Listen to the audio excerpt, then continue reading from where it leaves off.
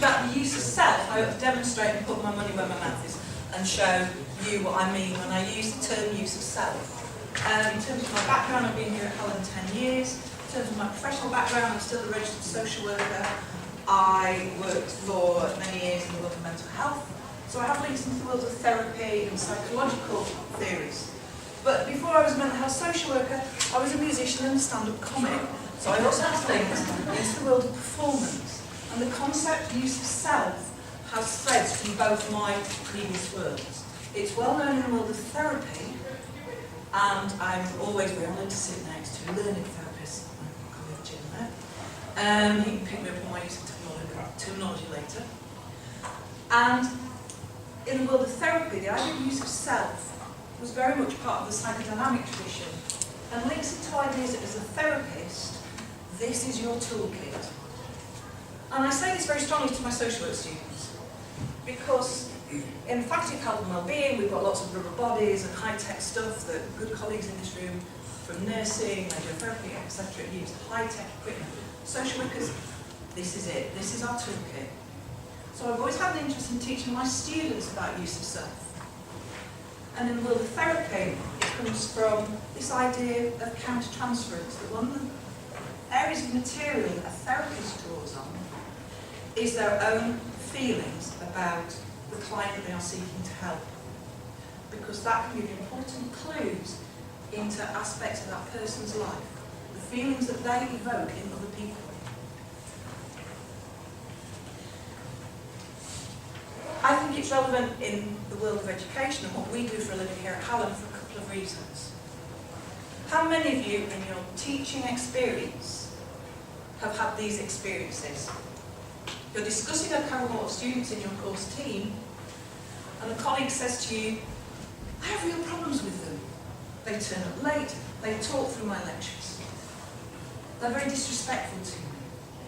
I can't seem to handle them. I've certainly had these discussions.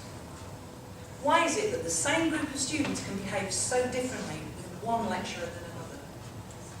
Some of the answers to that question lie in the use of self. Not all of them, but some.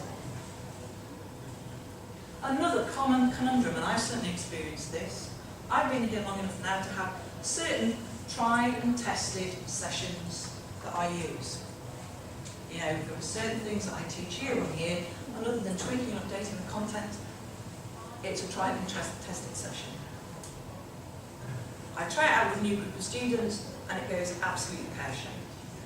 I might as well have brought in my banjo and sung some American folk tunes to them for the amount of social work knowledge they've gained from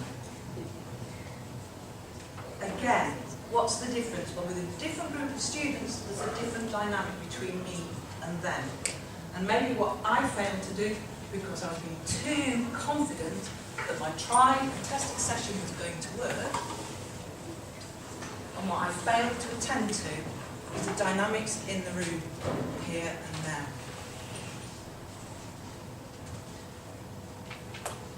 So what does this mean for us? It means, I think, some things that are quite challenging and a little bit scary. I was very, very inspired by our keynote speaker this morning, partly because of her own manner of delivery. She, for me, is, you know, she's my best visual aid. There's someone who's very, very good at using herself in that big traditional lecture space.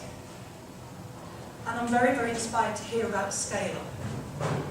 Because I think what the scale-up methodology allows one to do is put one's own stamp on a learning situation in quite a different kind of way.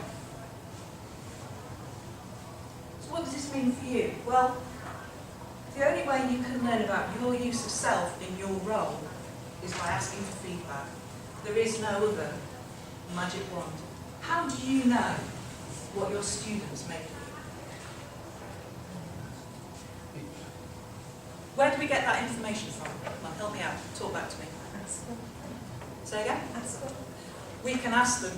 It's crazy, but it can work. Students sometimes fall over themselves to tell you what they think, whether it's good or bad. One of the things that's very interesting is that Hallam as an institution has now also decided to make peer-supported review a kind of compulsory bit of staff development. I absolutely must applaud that move, because I've worked here for years before anyone came in and saw what I did in the classroom.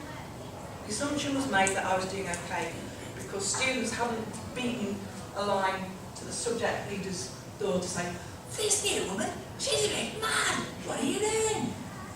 I've learned from feedback down the years. I told you I used to be a stand-up comedian. In my first year here, some of the mature students in the large cohorts of about 90 students that we teach on the integrated social work programme came to me and said, "You're going to have to tone down the humour because some students, it's kind of going over their head, but they don't know when you're joking." And that concerned me, and I had to go in and be very, very self-aware and recognise when I'd said things and there were blank faces in the room. So, what it requires of us in class is thinking on our feet. Not just sticking with plan A because plan A has always worked before. And it takes a kind of bravery. I've certainly had sessions that have gone badly wrong, and I've had to go back into those students. I can't run away. I have to go and teach them again the following week. It's on my timetable. And I've had to have the bravery to say that that really didn't work last week. I'm not quite sure what happened there. Help me out. 1 minute left. So if you want to think about how you use yourself in teaching, first of all, go to the Library Gateway, look up the expression use of self. You will find literature about it that will stimulate your thinking. Secondly, make good use of feedback from students. Make good use of the peer-supported review mechanisms that are now going to be in place. Be brave. Ask students if you can do this and put a video camera in the room and then watch yourself back. That's the best thing that anyone ever did to me when I was on what used to be called the MOD course, the MA in Learning and Teaching, when I did the certificate session. Being videoed and watching it back. Scary, I know, my God, at my age, in my 50s, I've turned into my mother, but then who doesn't? I don't mean you turn into my mother. But in terms of seeing myself in action and understanding what I did that worked and what I did that wasn't working, and then having the bravery to tackle those bits. Gets tuned out.